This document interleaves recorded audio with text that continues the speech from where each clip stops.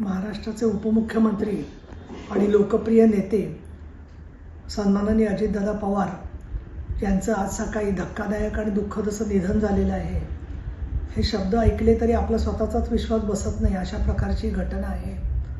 सलग 7 वेळेला विधानसभेवरती माननीय अजितदादा निवडून आलेले होते आणि 1991 साली त्यांनी लोकसभेचे खासदार म्हणून फॉर्म भरलेला होता।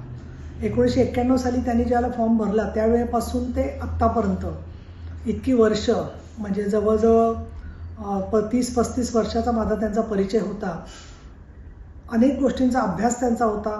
तसंच उपमुख्यमंत्री म्हणून होण्याच्या अगोदरसुद्धा त्यांच्या खात्यांवरती त्यांची चांगल्या प्रकारची पकड होती। विशेषतः वेळेवरती पोचणं हे त्यांचं वैशिष्ट्य होतं। कोविडच्या काळातसुद्धा सातत्याने त्यांनी बैठका घेतल्या आणि तिथे जनतेला दिलासा देण्यासाठी अनेक निर्णय त्या काळामध्ये आम्ही पुण्याच्या प्रशासनाबरोबर घेतले।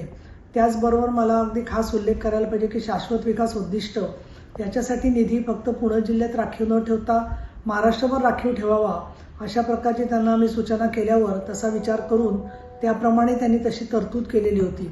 आमच्या डिस्ट्रिक्ट प्लॅनिंग कमिटीच्या मीटिंगमध्ये नेहमीच त्यांची भेट व्हायची।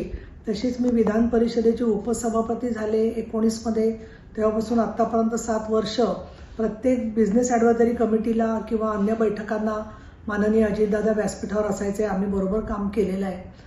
त्याच्यामध्ये त्यांचं हजरजबाबीपणा, वक्तृत्व आणि त्याचबरोबर समयसूचकता ही नेहमी लक्षात राहायची। अनेक कठीण प्रसंगांच्या मध्ये सुद्धा सुखदुःखाच्या महाराष्ट्राच्या प्रसंगात कायम अजितदादांची साथ लाभलेली होती।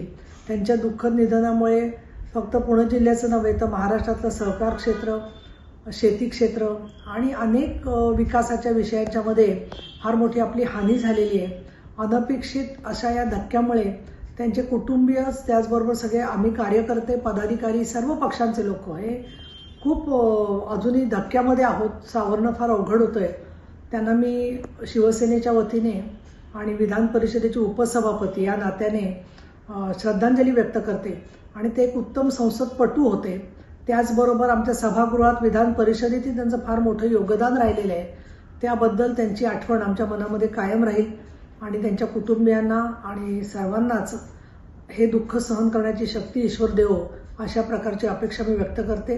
आमचे नेते एकनाथजी शिंदे हेही बारामतीकडे निघालेले आहेत आणि मीही काही वेळात बारामती इथे पोचते आहे। या सगळ्या दुःखाला कसं सावरायचं हा प्रश्न मात्र मनामध्ये पडलेला आहे।